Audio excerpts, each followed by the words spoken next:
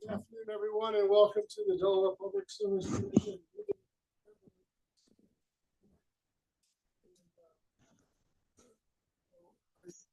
2 seconds into the meeting, I've been admonished already. Thank you, Commissioner Gray. We have the reading of the meeting minutes. Does anyone have any corrections or changes to the meeting minutes of October 30th? Commissioner Gray. Mr. Chair, I move that we adopt the meeting minutes as submitted. I second the motion. Is there any discussion on the motion? Hearing none, all those in favor signify by saying aye. Aye. Any Aye. opposed? Any abstentions? The motion carries. Public comment. Is there anyone here that wishes to make public comment to the Public Service Commission? I see no one who wants to speak up and say hello to us. We're going to skip the next item just for a moment, and we're going to go to the consent agenda. And Mr. Jordan, I think you have a comment you'd like to make on the consent agenda.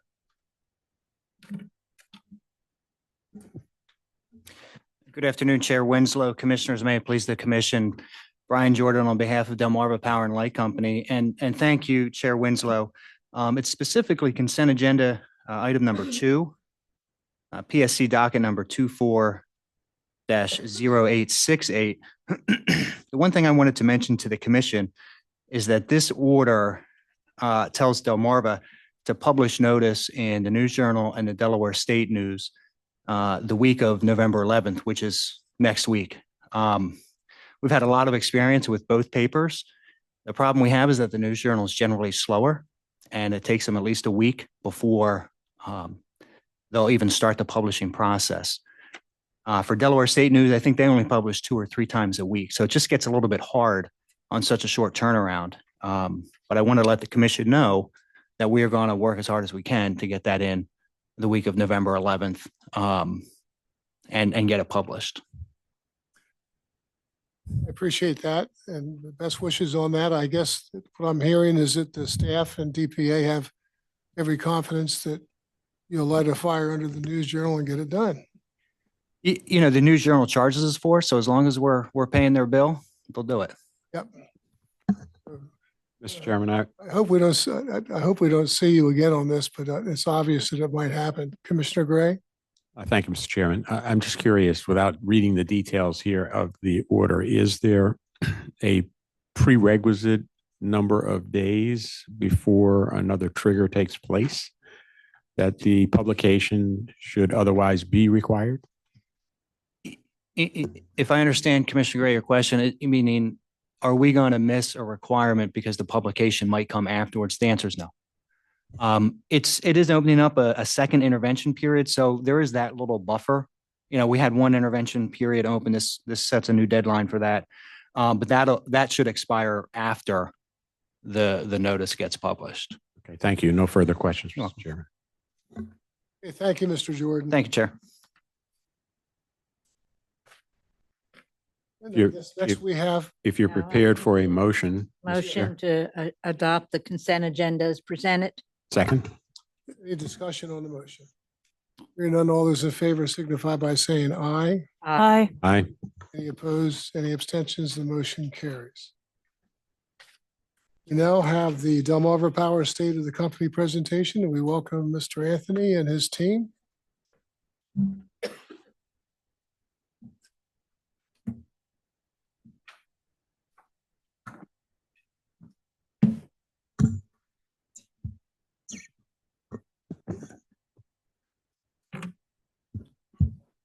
Good afternoon, Chair Winslow, Commissioners, the Delaware Public Advocate Ruth Ann Price, and Executive Matt Hartigan. Thank you for giving us the time to be here with you today. Today, I have the pleasure of introducing Tyler Anthony, Pepco Holdings President and CEO, Rodney Adoye, Pepco Holdings Senior Vice President of Governmental and Regulatory and External Affairs, and our new Region President, Phil Vavala. He is our Vice President and Region President of Delmarva Power, as well as Atlantic City Electric. Our leadership team is here today to provide you with updates across Exelon, Pepco Holdings, and Delmarva Power. This presentation provides a recap of 2023 and includes updates on key areas of focus. We look forward to any questions you may have during our presentation today. Before I hand it over to Mr. Anthony, we will first show a very brief video if technology cooperates with us today. So we'll kick the video off and then I'll hand it over to Mr. Anthony.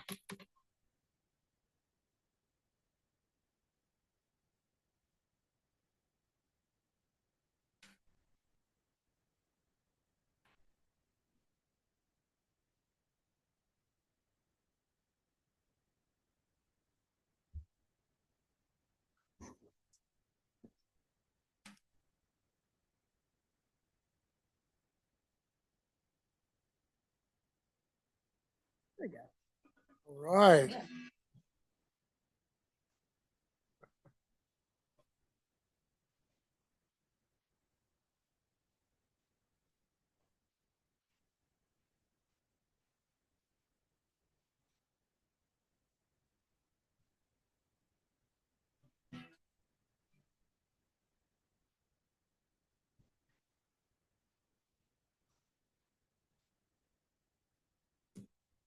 All right. Thank you. Thank you all for the support to actually share that. And now I will hand it over to you, Tyler.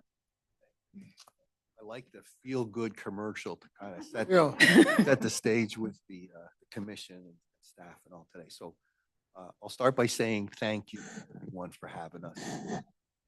Rodney and I were, prepping with Amber and others on our way down here. And as I cross my 9th year now, Delmarva Power, across my 9th year now, we've been here. This is the 3rd time I've been here in this capacity.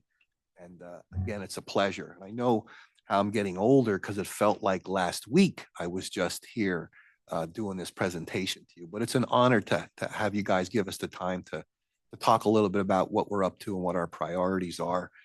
And, I've been in the business a very long time. Once you pass 30 years, you just say over 30 years. So I've been in the industry over 30 years, and it's been an honor to be a part of this company. And I think that the reflection I got as I saw the video again was the best part of Delmarva Power is the people in the communities. We're the residents. We go to the same churches. We're in the same community.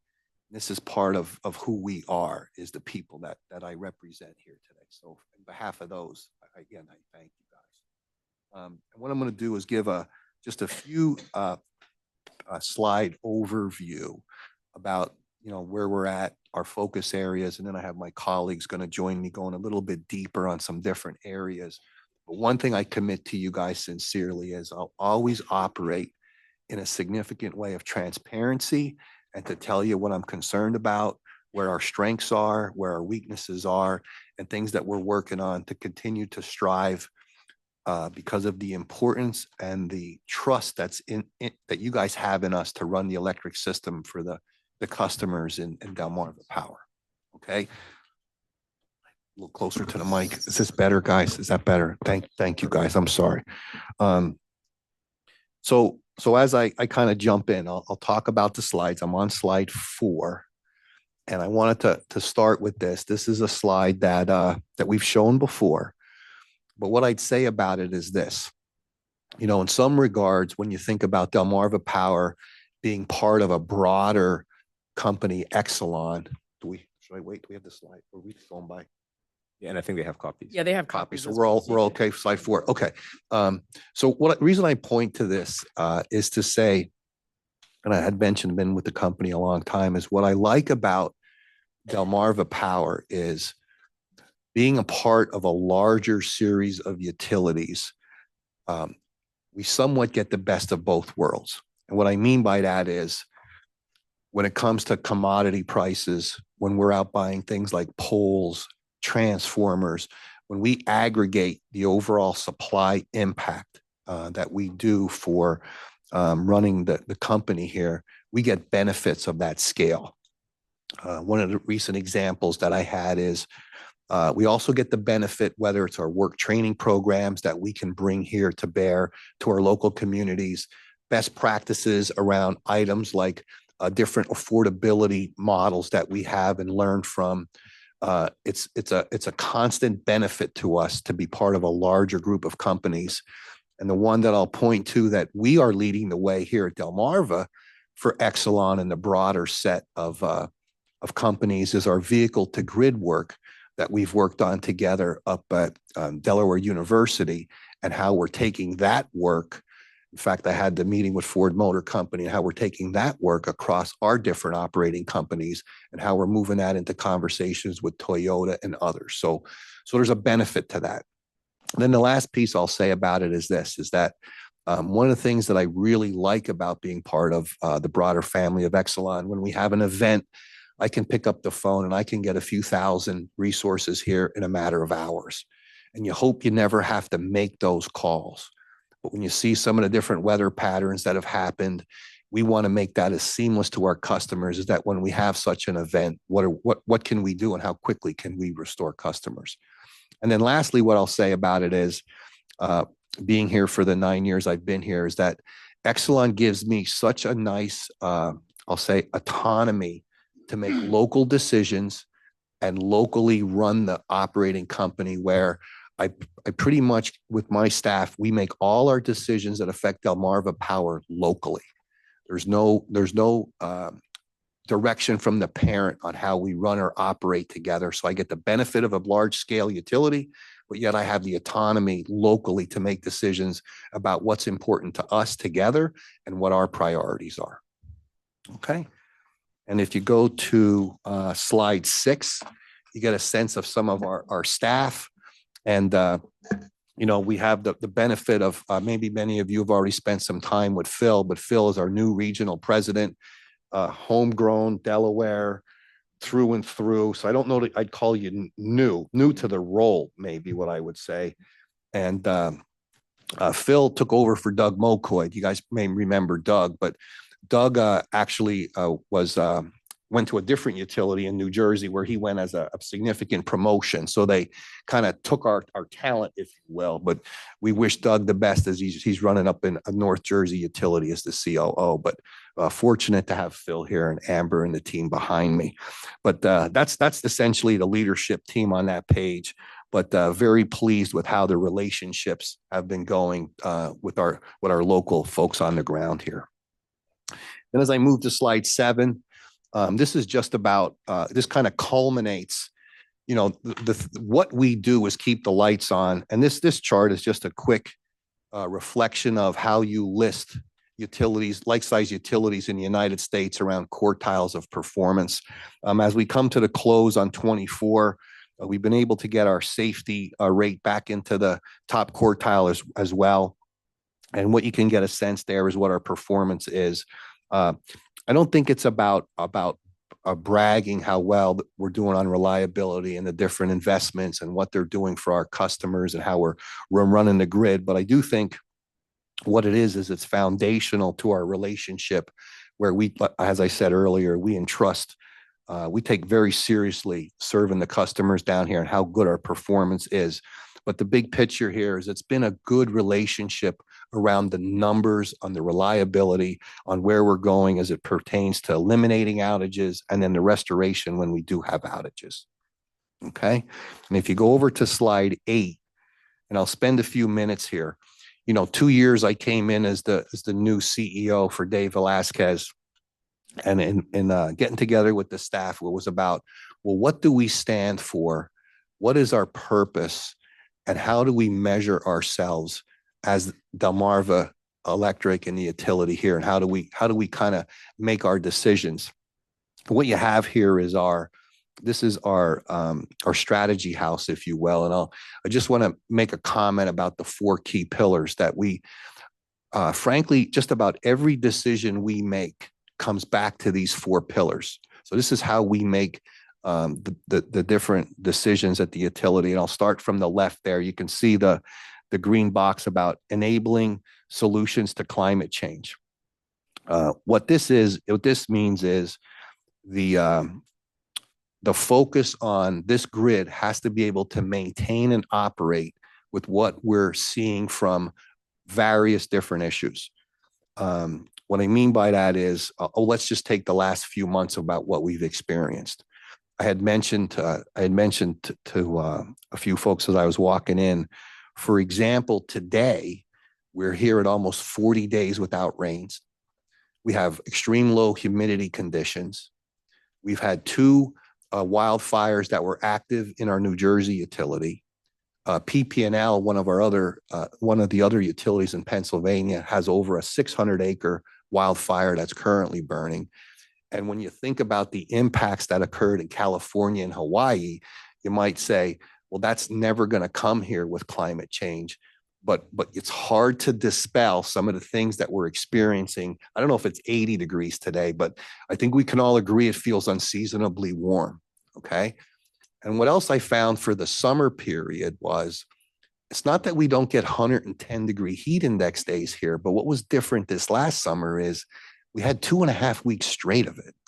So what we're seeing is some of these heat durations are extended as well. So whether it's how we're managing the risks to wildfire with our different infrastructure and the different things we're doing outside of here, whether it's the preparation for the hurricanes, et cetera, this climate change solutions is important. And I'll talk about that as weather patterns, because in addition, when we talk about, I mentioned the vehicle to grid, in addition, what I hold myself and the team accountable for is this grid ready for where we're trying to go? When you think about the recent legislation signed in Delaware for its climate goals, when you think about what we're trying to do around our commitment here for electric vehicles, what are we doing here now as it pertains to, I think the most recent one several of the commissioners went to is the retirement of the power plant at Indian River, and what our role is so that our customers don't pay RMR payments, and how we can partner to get that work done in as expedited fashion as possible. And the conversation I think I had here last year during this meeting is about your expectation of us to do the best we could with that work. And here we are, a year later. It looks like with your help and what we did with the permits, we'll bring that work in almost 2 years early. And how you figure out the numbers, it's a significant savings to the people that we serve down here. But I'll call that first one climate solutions, and it's got a myriad of things, but I believe you hold us accountable to make sure that grid is ready for whatever we decide and wherever we're trying to go with our goals. Okay.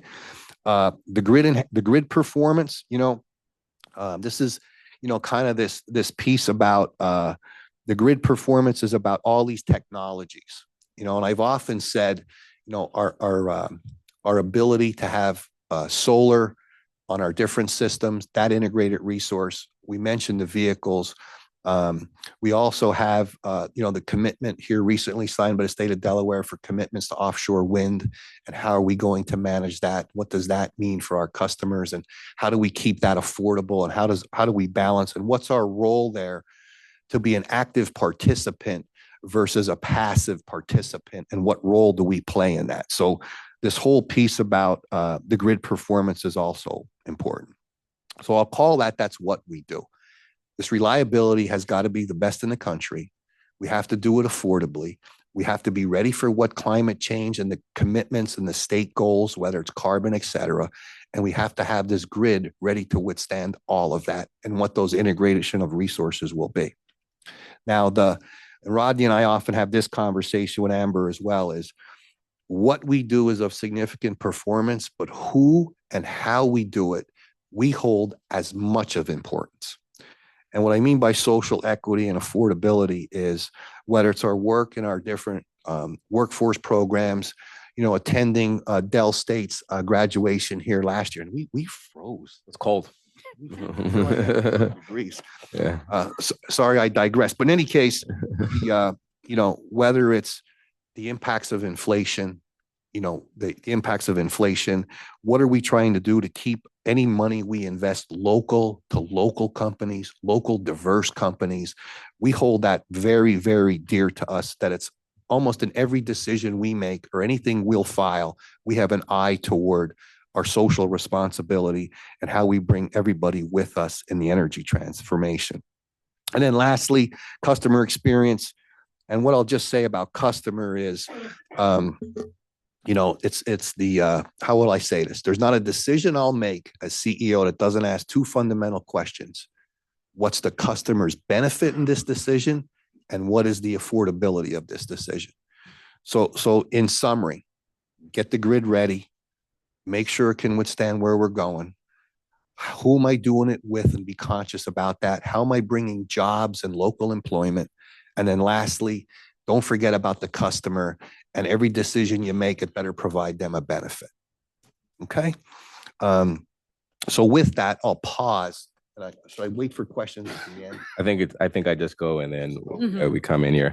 Take a No, break. so good afternoon, Chair Winslow and fellow commissioners and all of you. It's always I whispered to Tyler, this is our third time here since I've been in this capacity. And I always enjoy this conversation because we always leave feeling energized, no pun intended. And I feel like the weather last year was very similar to the weather today with what we're experiencing here. But as Tyler noted, he started at like 30,000 feet. And my goal is just to bring us a little bit closer to the ground. And then I'll give it to Phil, who will touch the plane down on the runway. You know, when you, a couple points I'll double click on. Really, Tyler's point around how we're leveraging our platform across the multiple opcos, how we're strengthening our partnerships to help Delaware achieve its climate goals.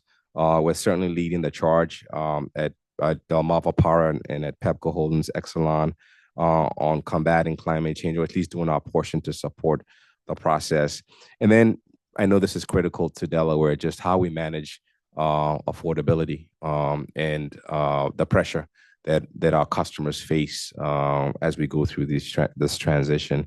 Certainly, the climate bill that was passed into legislation by former Governor Carney, and then how it will be promulgated by DENREC. We'll touch on that a little bit, and then Tyler's already introduced Phil Vavala in his new capacity. Really excited to have him on our team. I would like to mention that it's like I call him the tandem axle. Phil handles all our kind of government affairs, local affairs, and Amber is our regulatory lead, and the two of them pack hopefully what you will feel is a pretty fierce punch. I'll start on slide 10. So this slide, I think, does a really nice job walking you through the different dimensions of the customer affordability matrix and how customers experience us. And what I wanted to really touch on is some of the things we're doing really around the supply side. So if you consider a typical customer's bill, there are different activities that create pressure on that. And this slide kind of walks you through the main areas within that bill and how we see ourselves playing a role in that, right? And so what we're doing in the energy acquisition space in really layering in our long-term purchases to try to get the best deals for our customers, recognizing that, you know, we have a little bit of a dynamic with the PGM capacity markets currently and how that's kind of flowing through to customers. But we also have a gas business, and we work very aggressively in that space through Amber's leadership in terms of our purchasing power there, our storage facilities for that liquefied natural gas, and how we use that storage facility to really peak shave and offset what could be seen as pressure for customers. I think we're really best in class in terms of that. And then, you know, you move to the second tower. This is really operations. And Tyler mentioned that running a really lean and mean machine, making sure that we remove waste from our processes, making sure that we're efficient with our PMs and our CMs, you know, addressing as much at a location as we can when we're there so that we don't have repeat trips to the same location. And then, you know, if something happens from a grid perspective where you happen to lose power, efficiently getting that back up. You know, in my previous life, before I came into this role more broadly, I ran field crews. I was a district manager and ran our district. So I fully appreciate how sometimes you can have inefficiencies in your processes if you're not thinking ahead in terms of material management and all of that. And then the third dimension is really the customer, right? And I think this is for all of us, empowering customers to be able to manage their energy use efficiently and effectively, I think is going to be key. Ultimately, we can do all the things I described on the first and second tower, but if customers aren't engaging in the process, if they don't fully appreciate how to manage their energy, it's for naught. You know, if your household is anything like mine, and I was talking to Commissioner Dressler about, I have 3 sons. They all play sports. They're not the most conscious when it comes to energy use, i.e., I have to go behind them and shut lights off. You know, it's like the ACs are either all the way down or the heat is all the way up, but yet they're wearing sweatshirts in the house. It's like, what are we doing, guys? And so, you know, helping households manage their energy use a little bit more effectively and efficiently, educating our customers, and then more importantly, ensuring that people can real time make decisions in terms of impacting their share of the wallet, because the utility bill has become a huge portion of the share of the wallet. Tyler always says this when we're speaking. You know, if you ask people what's critical to life, people will say, okay, it's air. You have to be able to breathe, and then water, obviously. But energy has become up there, right? Because without energy, you can't do a lot. And then, you know, the last lane is really, okay, really after the fact. So what are we doing in the way of energy assistance with LIHEAP and some of the federal grants that are available? We have data for Delmarva Power and for Pepco Holding companies that would signal that we typically have customers who leave money on the table when it comes to energy assistance. And the biggest reason for that is the friction that is in the system to access the funds. And so as an example, can we in Delaware do something similar as we have in Maryland around categorical eligibility, right? How can we make it easy if you have customers that are eligible for TANF or SNAP? They're typically eligible for LIHEAP as well. And so how do you remove all the barriers, connect the state systems so it's like a one shop, one approach for customers? And we're leaning into that space very heavily. I mentioned the PJM already, so I won't touch on that. If we go to the next slide, I'll greatly appreciate it. Slide 11, excuse me. Here, the partnerships are really important. You know, having the luxury or the privilege of being in Pepco Holdings, I get to see our 3 utilities and our partnerships. And I'll say this publicly, I can say that our relationships in Delaware are the strongest.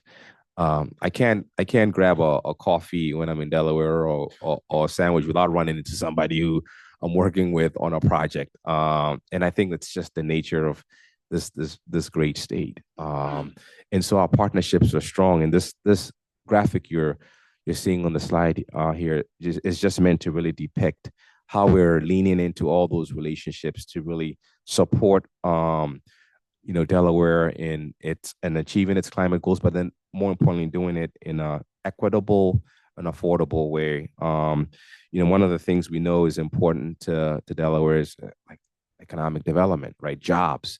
I'd like to say we have some of the strongest partnerships with our academic institutions. We're doing a lot of work with Delaware State University. We're now branching out within those partnerships around the areas of like research. When you consider some of the federal grants, how are we leaning into the academic institutions where you have tremendous research underway, and really building out that ecosystem of partnerships to really support the work here. We are an active participant in DENREC. Phil will be heavily engaged in that. And our goal here will be to bring the commission's thinking and priorities more front and center around the work, especially as the climate bill gets promulgated through that organization. Before I leave this slide, I want to emphasize our workforce development programs, and I want to thank a public advocate, Ruth Ann. She attended a recent graduation we had at our Delmarva Center, and I'll tell you, if any of you want to get moved by the work we're doing and how it's really transforming lives, just attend one of our graduations. We had 3 institutions that we've partnered with in Delaware, and Tyler was at the event as well. It was, I mean, tears. I had one mother come to me after the graduation and simply noted that if it weren't for the process and this opportunity for her son would probably not be here, is what she said. So it's a welcome invitation. I think we might even have a picture somewhere with this Ruth Ann attending that. Slide 12. I'm bringing it home here and then I'll turn it over to Phil. This is really, it's a very just fancy way of kind of showing how we see climate solutions in our platform. And I just want to just walk through it really quickly for you. So the vehicle you see really is for transportation electrification. How are we going to get to a place where we're reducing greenhouse gas emissions and creating a healthy environment for the future? It's really electrifying our own fleet and then helping Delaware with its transportation electrification, whether it be electric vehicles for individuals or buses, right? That's kind of how you're going to get there. It's our DER. How can we make it easy for people to interconnect to our grid? So whether it be individual rooftop solar or community solar. I know in our first meeting, Commissioner Gray, you mentioned work that was needed around equity space when it comes to developers and ensuring that solar and that clean tech reaches under-resourced communities. We've got some ideas with that you will hear about shortly. Our demand response, right? And I touched on this, how are we helping customers kind of manage their use? That's the smart plug icon you see. And then the load flexibility is the bar chart, right? Just our ability to see what's coming on, what's coming off, and then being able to shape that.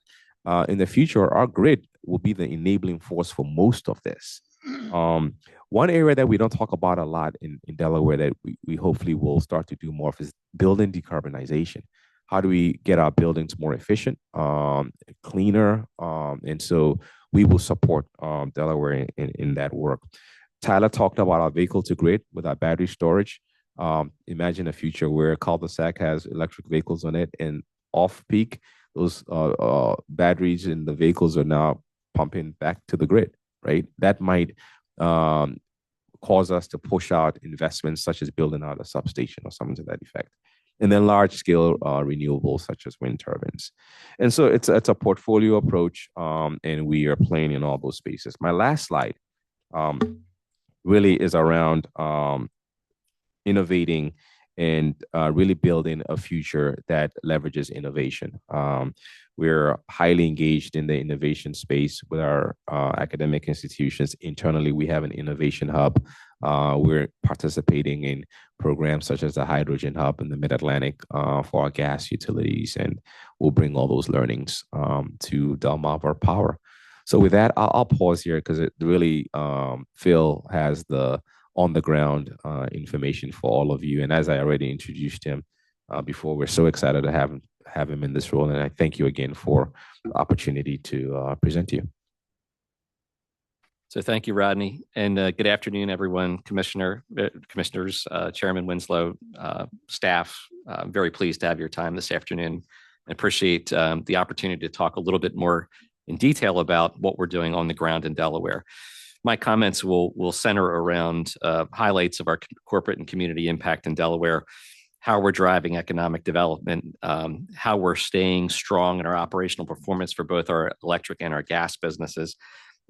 Spend a little bit of time talking about the Indian River RMR upgrades, although I think we may have exhausted that content by the time we get to that discussion. And really the emphasis on the future of our country, of our company, as we start to think about achieving our clean energy goals.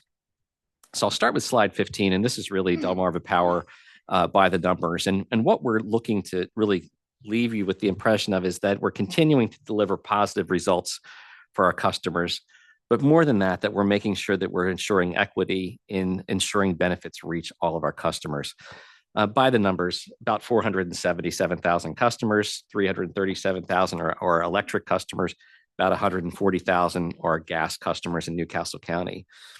As you may have heard, a key focus for us as an organization is driving diversity, not only within our own internal workforce, but with the companies with which we do business.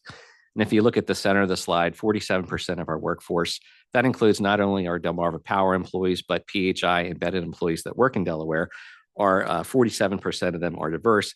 That's up from a 34% that we had just in 2020. So very specific, very focused, very targeted approach to appreciating and embracing diversity within our organization and the benefit that provides not only for Delmarva Power, but Delaware's customers. One other way that we're really focused, and you heard Tyler mention this, is with whom we do business. We've spent $190 million in goods and services from diversity certified suppliers in 2023. That's about 40% of our total yearly purchases. That's up $50 million from 2022 as part of our portfolio. I'm proud to say that's the most that we've ever spent in this company's 100-year history, and there's more that can be done. We're working extremely hard. As you heard Tyler's comments, you heard Rodney's comments around connecting customers, meeting them where they are, and providing energy assistance, all kinds of access to federal assistance programs like LIHEAP, those type of things, securing grants, assisting them in every single way that we possibly can to help them meet their energy bills and to be able to ultimately provide for their families. I'll note that one of the most recent successes that we had was at our Resurrection Center, which is in North Wilmington up on Market Street on 30th and Market. We had about 400 people attend that event. We helped them walk through energy efficiency programs, apply for public assistance funding, explain to them efforts related to budget billing, everything that we possibly could to help the specific demographic, the specific targeted population there to have access to what we believe is extremely important, which is ultimately affordability in their electric and gas bills. If you go to the next slide, I'll just touch briefly on our community outreach, our engagement, and our volunteer efforts, and how they provide broad support for our local communities. We have three areas that we really think about in this. It's our community outreach actions, our sustainable communities actions, and what we think around in terms of community scholars. I've mentioned our energy assistance on the previous slide, and not only the event that I spoke about, but we've also hosted 78 other outreach activities, one-on-one community outreach events, and we've touched nearly 11,000, almost 12,000 customers as part of those engagements. Again, we're talking about programs. We're providing access to bill payment options and providing access to publicly available energy programs through our Energy Assistance Finder tool, which is, if you go to our website, you'll be able to directly find that tool. And what it actually does is helps a customer walk through the steps that are necessary to be able to access energy assistance. Those partnerships are not with, those types of activities are not without significant partnership. We've worked with Energize Delaware, already mentioned DENREC, the City of Wilmington, Helping Hands, and other groups that are specifically there to help us be able to connect with customers in a way that's meaningful and has direct impact on their lives. In terms of sustainable communities, we have partnered with the Delaware Nature Society, and we've provided almost $300,000 for local nonprofits and municipalities for open space restoration, preservation, improvements to parks and recreation resources, conservation, and innovative community resiliency projects. Again, touching the community in a way that's more than just providing electric and gas. It's having a direct impact on the environment that our community and our customers live in. And from the scholarship perspective, we're providing gap funding for limited and moderate income community residents. They're pursuing degrees in math sciences, engineering, urban sustainability, business management, construction management, communications, and more. And the intent behind that is we're partnering with local educational institutions. We're providing award decisions based on the student's financial aid in pursuit of those degrees in those fields. So for example, in 2023, we provided $75,000 in grants to students that are at the Del Tech Community College. Sorry, keep messing with my glasses here. Three other areas I just want to focus on. You think a little bit about the impact on local programs. We have partnerships with Junior Achievement of Delaware, the Future Energy Workforce, and Food Bank of Delaware. And we've shared some of those photographs on the slide for you to get a sense, not only that, we're not just showing up when the lights are off or the gas isn't flowing, we're having a direct impact each and every day in the communities we serve. When we talk about Junior Achievement of Delaware, that's really about getting young people excited about careers in the energy industry. We have a job shadow event for students in the 11th and 12th grades. They have, again, the ability to go and see what it's like to work for a utility company, understand the challenges that are out there, understand the opportunities that are available for them, and ultimately get them excited about working in our business. For the Future Energy Workforce area, just a quick bullet on that. we've awarded $1.35 million to historically Black colleges and universities and community colleges and anchor institutions within Delaware and Maryland. The idea behind that is that we are continuing to try to generate excitement, diversity of thought, and other areas within our workforce so that we can continue to be thriving and a viable business going into the future. And finally, the Food Bank of Delaware is an excellent partner with us. It would not be without saying that, right next to electricity and gas, food is a direct need for every single person that lives within our service territory. Partnering with the Food Bank and with other local partners like IBW Local 313, we've been able to provide direct assistance to needy communities within our area. If you go to the next slide, please. So in this slide, I'd like to just focus on two pieces. One is our efforts related to workforce development. And secondly, our efforts related to economic development. As you've already heard today, we're extremely proud about our role that we believe that we play in both of these spaces. Our workforce development programs, they're essential for creating the next generation of energy professionals.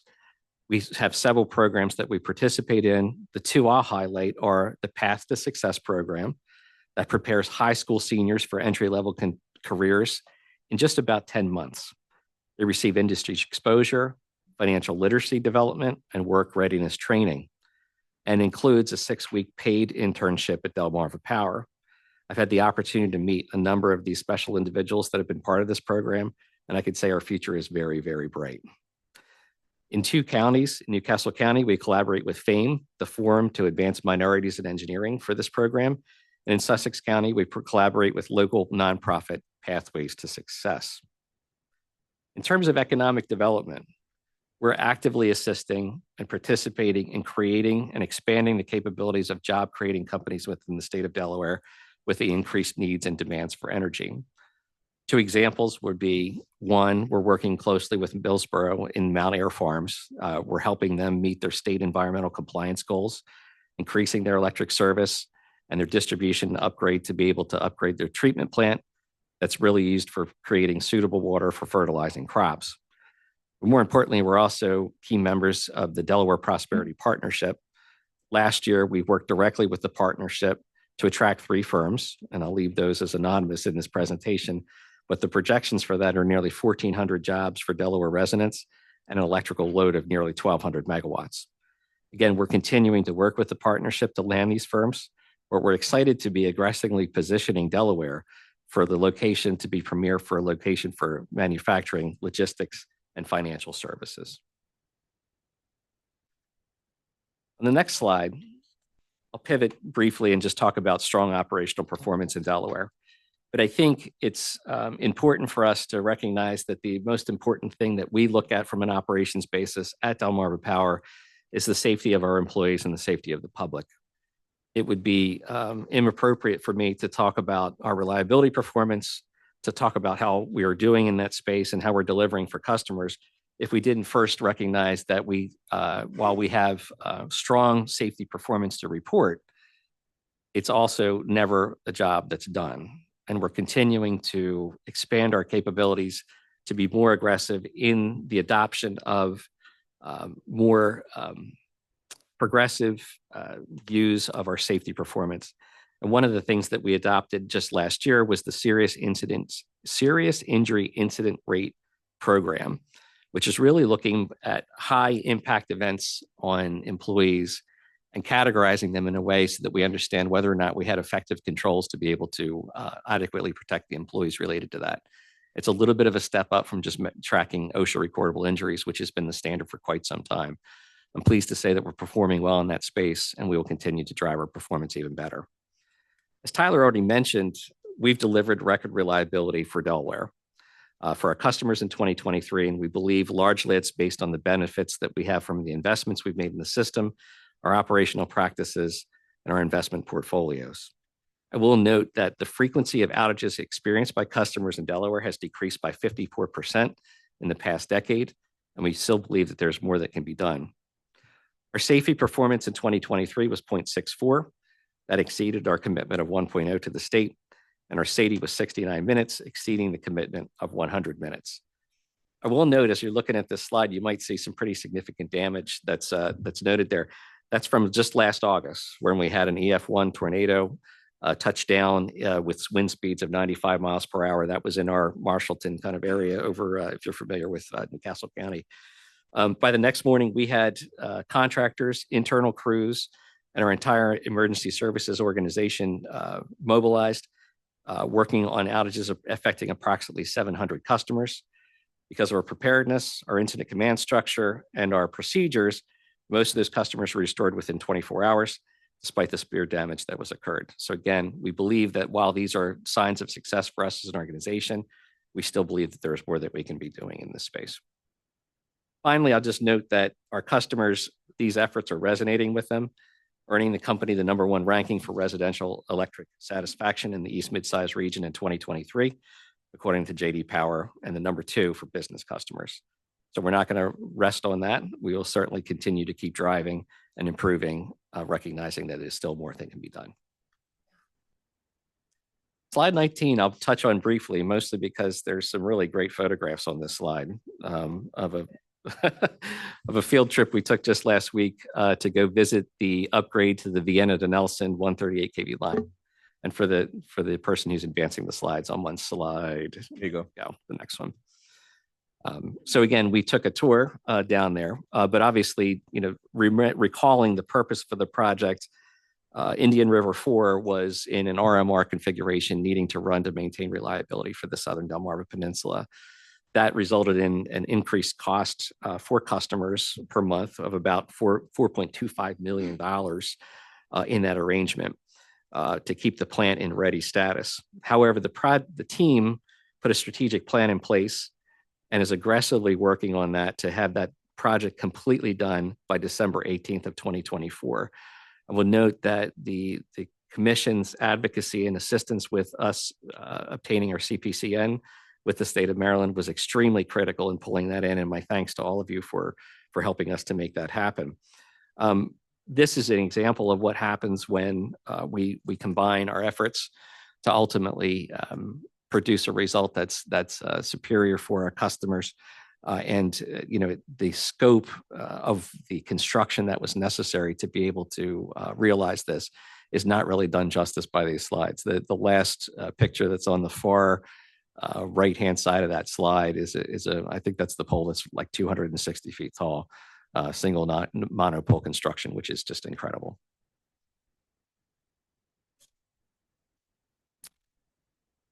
If we could just briefly pivot to the gas business. In my previous life, I was the vice president of electric and gas operations. And I would say that if my gas business was not mentioned as part of this presentation, that they would be hanging me up on my thumbs by the time I got back to the building. So I need to make sure that I'm certainly talking about them. But I'm extremely proud of our gas business. They are responsible for nearly 3,700 miles of national gas distribution. That's about 2,200 miles of mains and about 1,500 miles of services.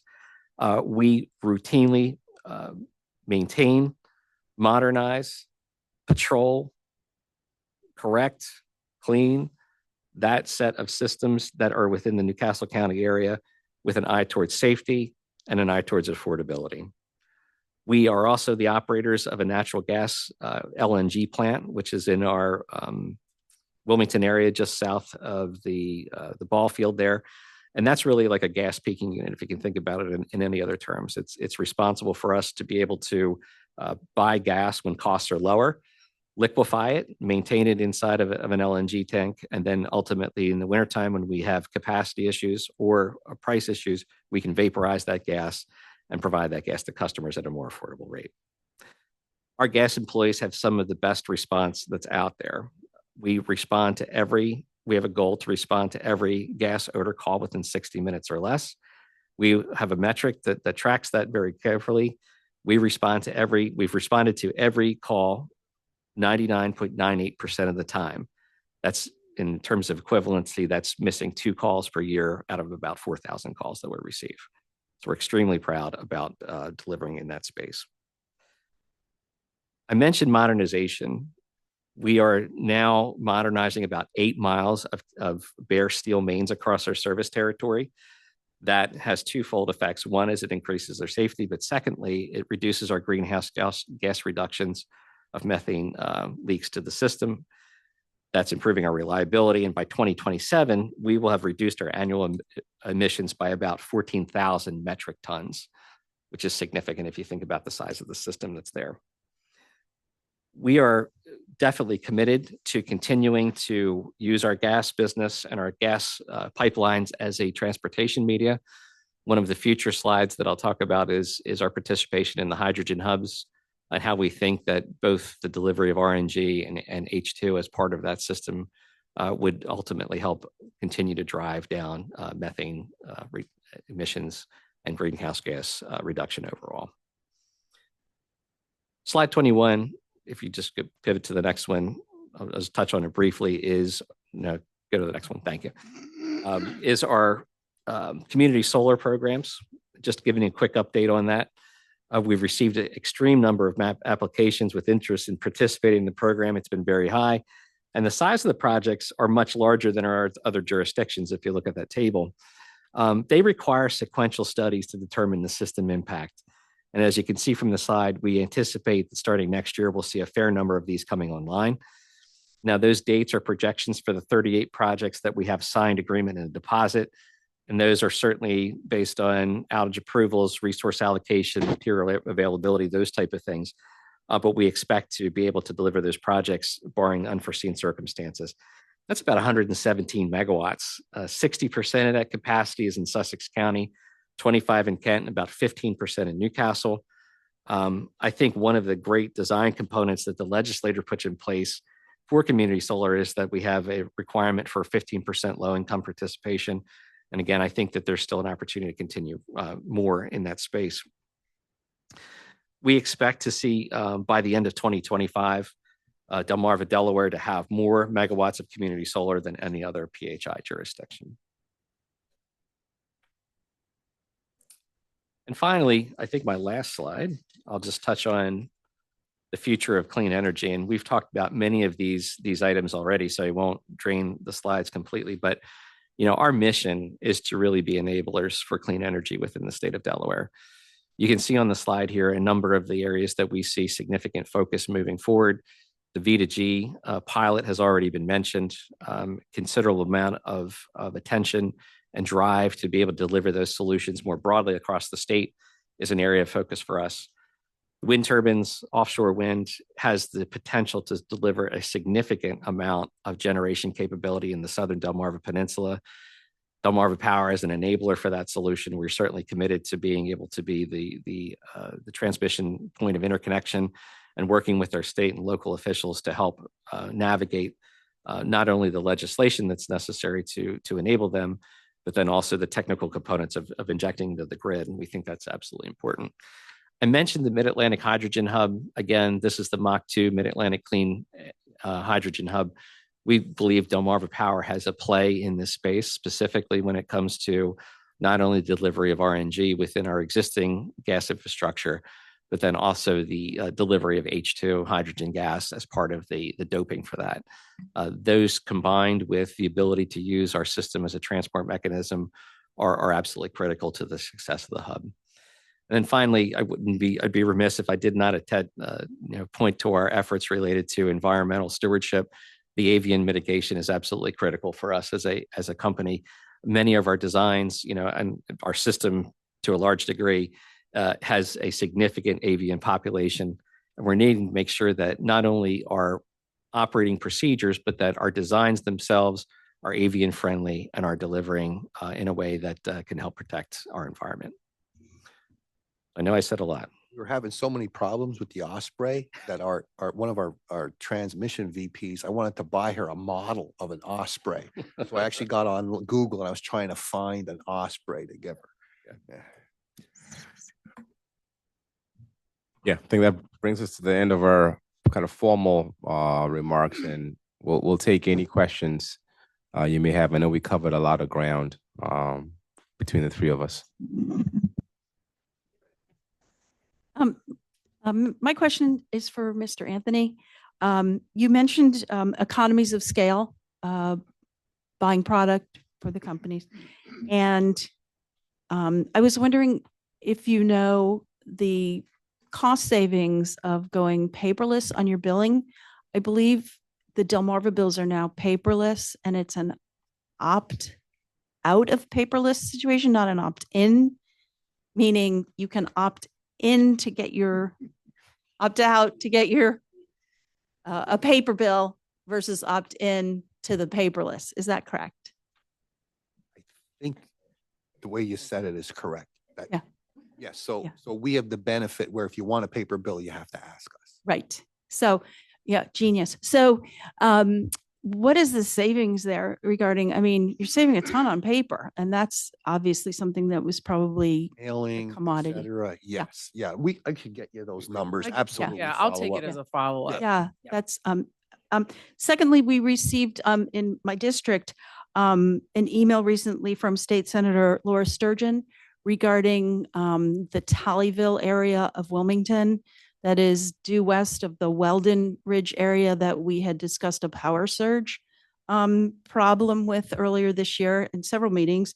And I understand from her email that there was a significant power surge recently in the Tollyville area that affected a number of homeowners. And I was wondering if there's an update, or if you could give us an update of that in the future, and how that's being taken care of. And is it going to be a process with the wires similar to what took place up in Weldon Ridge? I'll take that. Yes. So I think two pieces to your question. One is we probably owe you an update on the exact specifics for it. Okay. Very similar to Vent, that what we described. And when we provided an update to you, I guess it's maybe now a month ago, we were here discussing the Weldon Ridge and the issues that we worked related to that. The same issue could be encapsulated in the settlement agreement construct, where we talked about the plan that we have for installing surge arresters on the system throughout our territory as well. So we can give you an additional follow-up item for that in terms of, what our action plan is for that specific area, but very similar phenomenon occurred there. Thank you. Mr. Chairman, I have two. Yes, thank you. I have two clarifying questions. What does abandon rate mean? You have this on slide 7.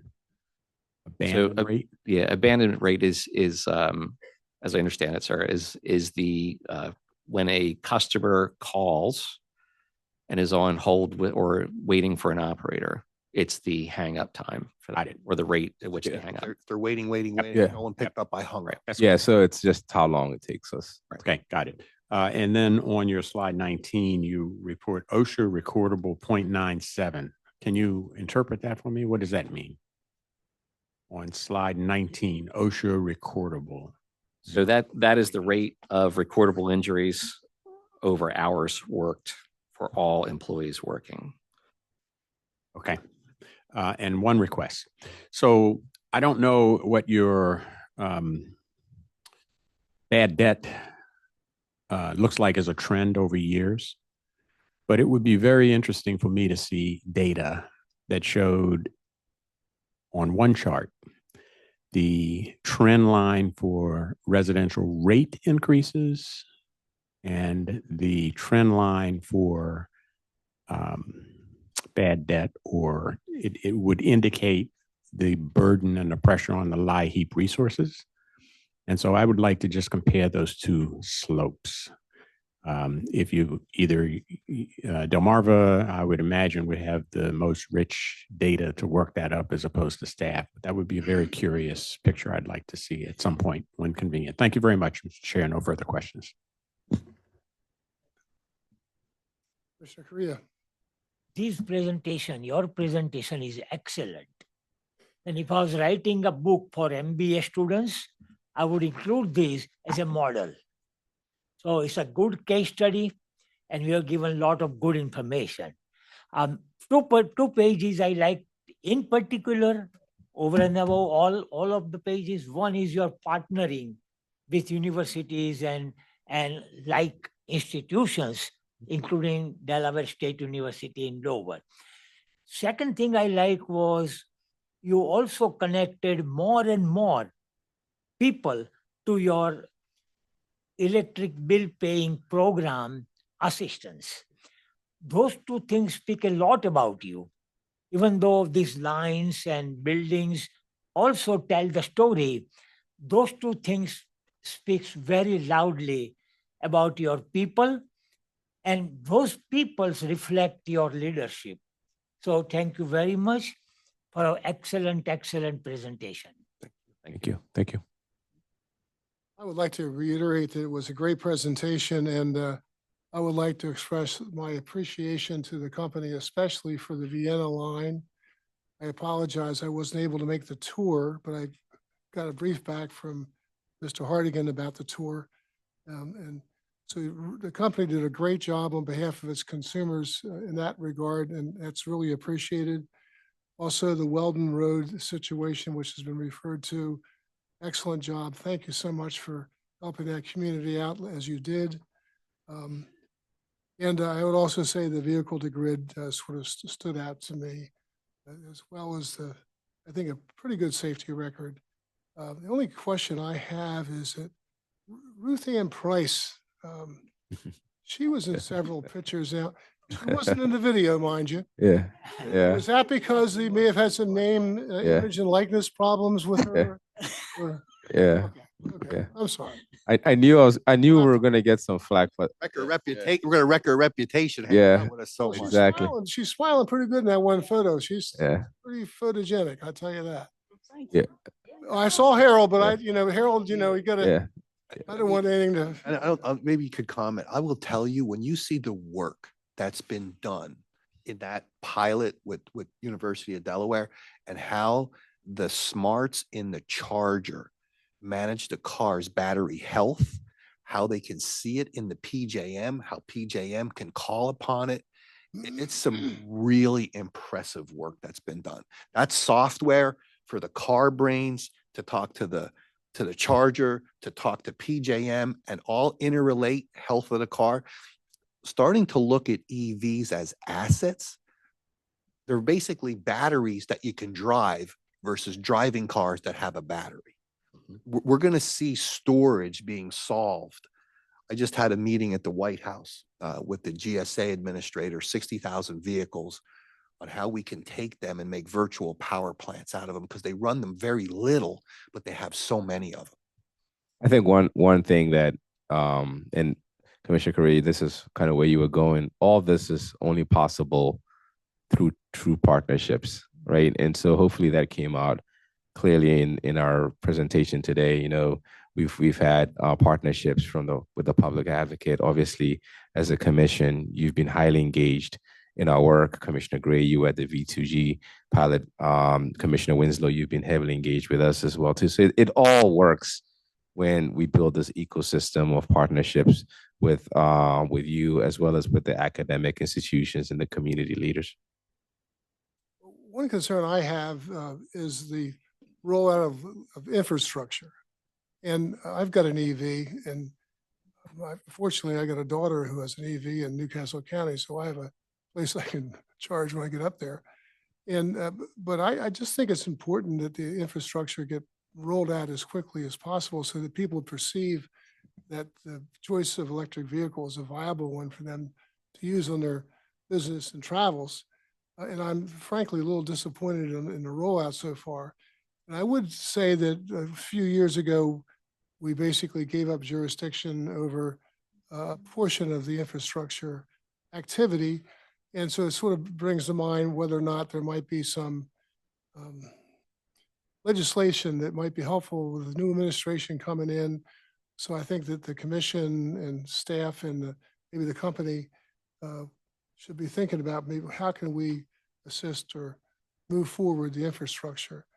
Apparently there's money out there, but there seems to be a sort of a slow walk to the execution. And I don't want to blame anybody, because it's a very difficult task. But With your permission, Chair, I think we do a follow-up with staff on the federal dollars, what we see in our other jurisdictions, and anything more we can do together. Yeah. And then there are also some policy items you can do as well too. I think the benefit of our platform is we see what the other jurisdictions are doing as well. And so the difference, for example, between Delaware and I'll say Maryland has put a lot of emphasis on building out the infrastructure to incentivize EV adoption. And they've done so in a way where they're actually working with the utilities to help build some of that out, right? And each jurisdiction is a little bit different. So I do think there's an opportunity for us to double click on that for Delaware and see if we can bring some learnings here to support that. Terrific. Just to supplement, Ray? Mr. Chair, I think the governor signed some legislation coming out of this last session that had to do with incentivizing and motivating the deployment of infrastructure. I don't know the specifics, but perhaps staff could also help us as commission to become more aware of that too. Thanks.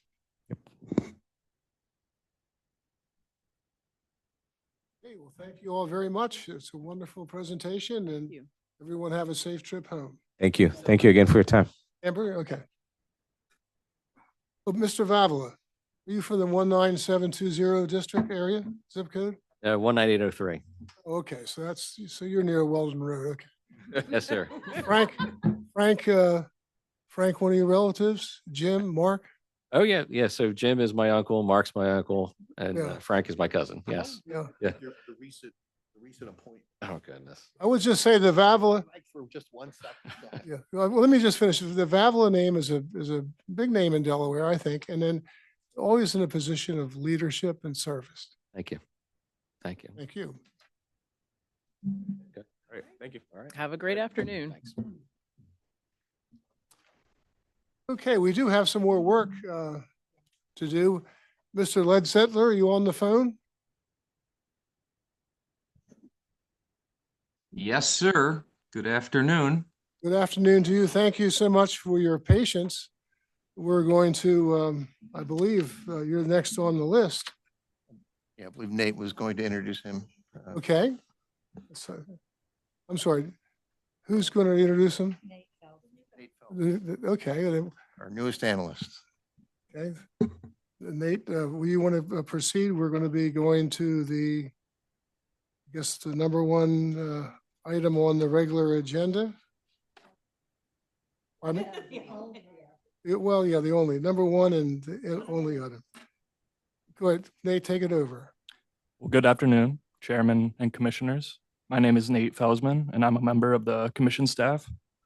On Monday, November 4th, 2024, Delmarva staff, Commission staff, and the Commission's technical consultant, Liberty Consultant, monitored Tranche 1 of Delmarva's Standard Offer Service, or SOS auction.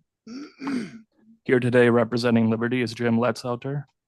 Dr. Letzelter is a management consultant with over 30 years of experience in the electric power industry, including, as you will recall, previously serving as the Commission's technical consultant for 9 years for the SOS periods of 2013 to 2021.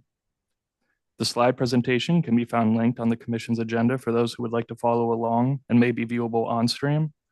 At the end of the public presentation, staff would respectfully ask you to approve the bids. If you wish to review the actual bid results, the Commission can vote to go into executive session for a confidential presentation. And I'll let Mr. Letzelter take it away. Thank you, Nate. That was very good. I appreciate that. And Mr. Ledzelter, for your information, we have in our possession a confidential and a unclassified version of the summary that you've presented to staff.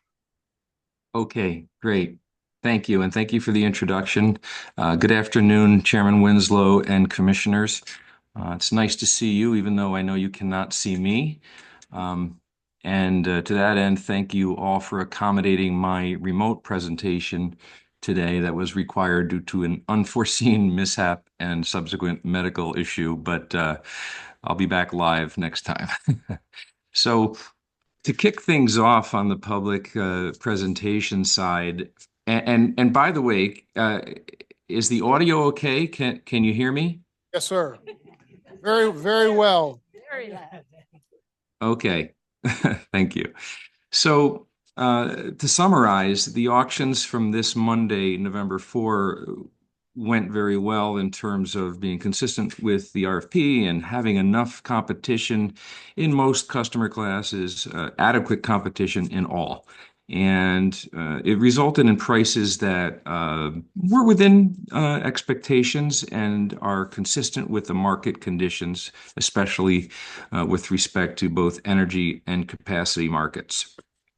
And also they include what we feel are appropriate risk premiums tacked on by suppliers. Next slide, please.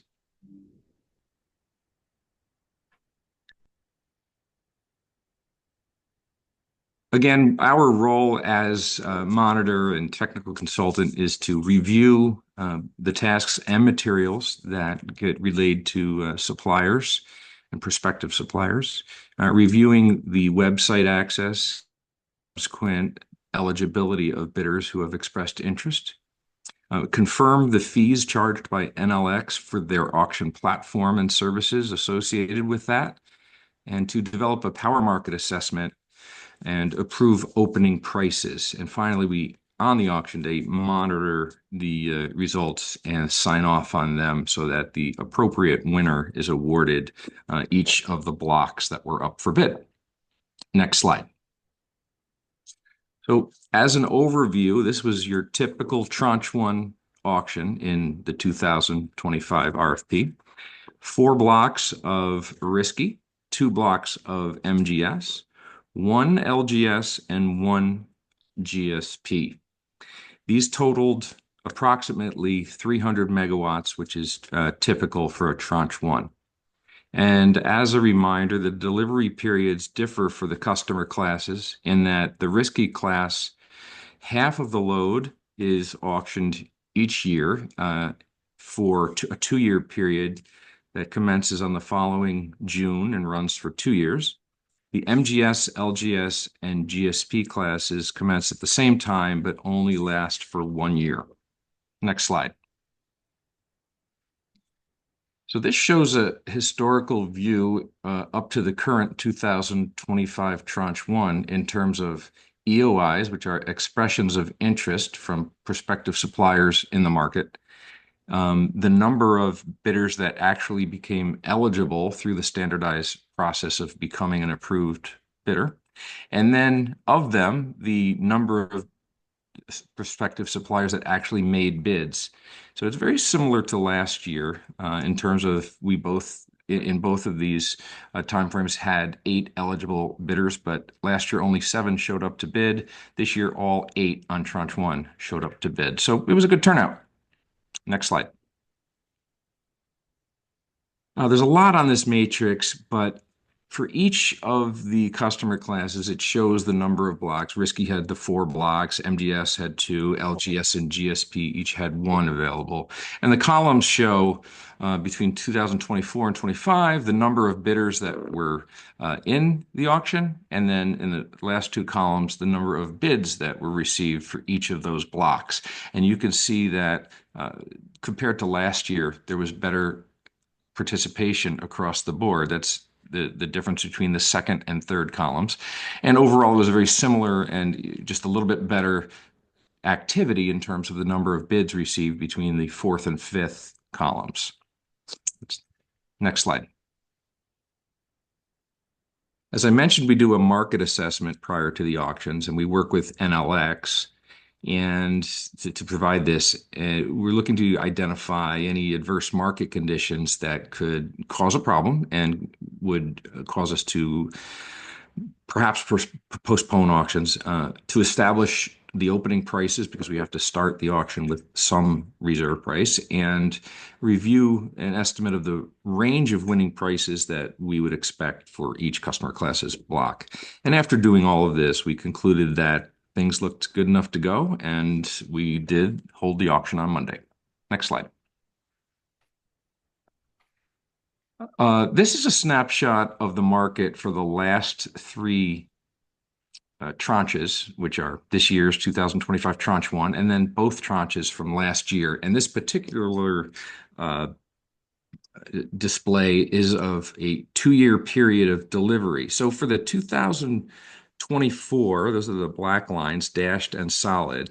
It represents the 2 years of monthly energy prices for the DPL zone within PJM over that period, commencing delivery this year in 2024. The red line, which is reflective of earlier this week, shows the same 2-year period in terms of the term of 2 years, but this one is commencing on next June, which is 2025.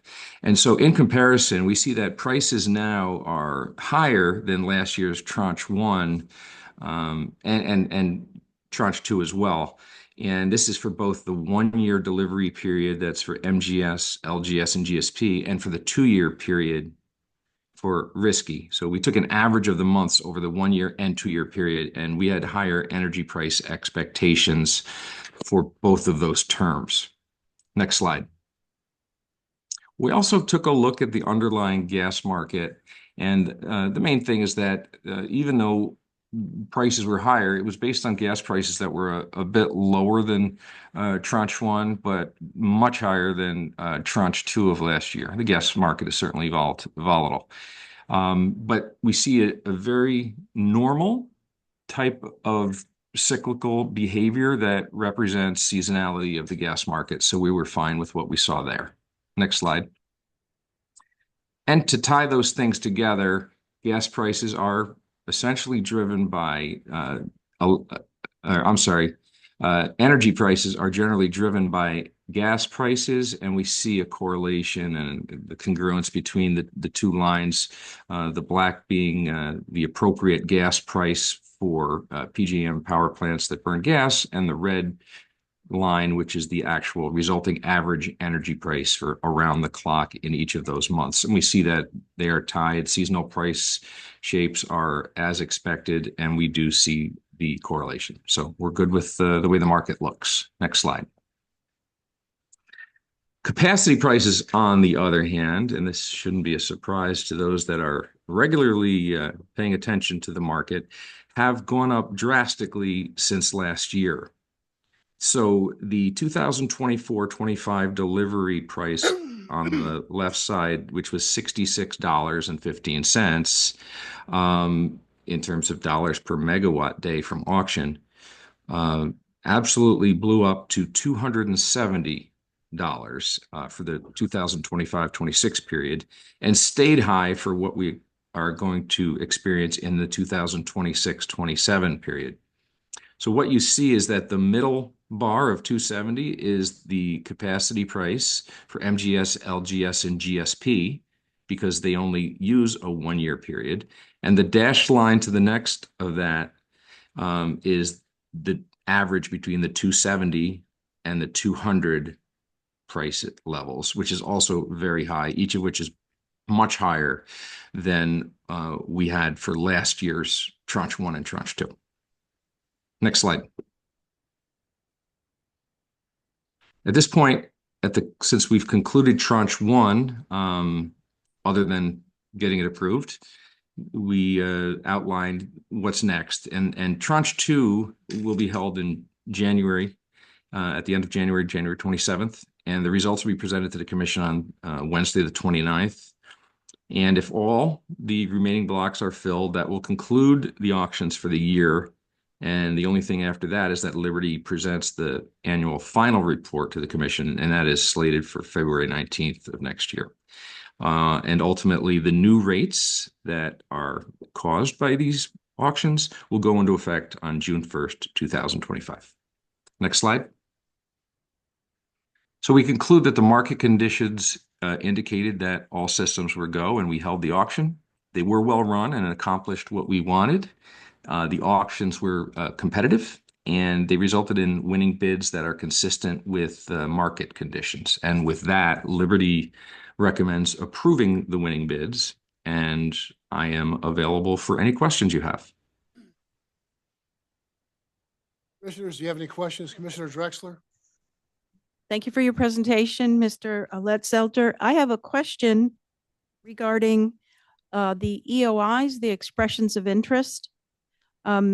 Understanding that the higher prices in the auction are driven primarily by the significant increase in the capacity prices, Are the EOIs also at 60% higher this year? Are those driven additionally by the higher capacity prices as well? Not necessarily. There could be a reason that market conditions favor one potential supplier or would preclude one from wanting to, but there's nothing that we can tie directly to the market. We've seen market prices, have some impact, but I think it's very little. I think one of the bigger issues that causes interest and ultimately participation is concern over customer migration, and that has happened in the past. But in this case, ultimately, we ended up with the same number of approved bidders this year in just tranche one as compared to both tranches last year. And we actually received more bidders bidding. So the net of it is very good. Thank you very much, and thank you for your presentation. Sure. Thank you. Does any commissioner wish that the commission go into executive session for the purpose of looking at the confidential information contained in the report, which will ultimately be released on what date, Nate?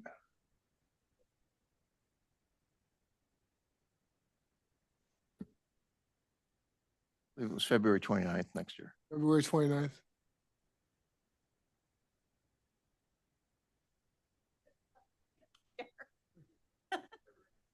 Nineteenth.